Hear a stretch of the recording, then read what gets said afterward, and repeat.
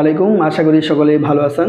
তো হচ্ছে মাত্র 52 রিয়ালে একজন সৌদিকে ইতালি ফাইল রেডি করে দেওয়া যায়। এক্ষেত্রে হচ্ছে যখন আমরা অ্যাপয়েন্টমেন্ট নিব সেক্ষেত্রে হচ্ছে এম্বাসিতে মাত্র 52 রিয়াল দিতে হয়, আর কোনো খরচ নেই।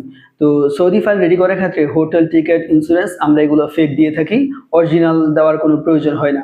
মাত্র 52 রিয়ালে একজন সৌদিকে ফুল ফাইল ওকে রেডি করে দেওয়া যায়।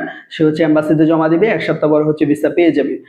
তো এক্ষেত্রে আজনবীদের ক্ষেত্রে একটু পার্থক্য। আজনবীদের ক্ষেত্রে হোটেল, টিকেট, ইন্স্যুরেন্স অরিজিনাল দিতে হয়। সেক্ষেত্রে হচ্ছে কস্টটা সামান্য বেড়ে যেতে পারে। এই সামান্য খরচেই হচ্ছে সৌদি থেকে ইতালির ভিজিট ভিসার ফাইল রেডি করা যায় এবং বলতে গেলে হচ্ছে একটা ইতালি ট্যুরিস্ট ভিসা পাওয়া যায় সামান্য খরচে।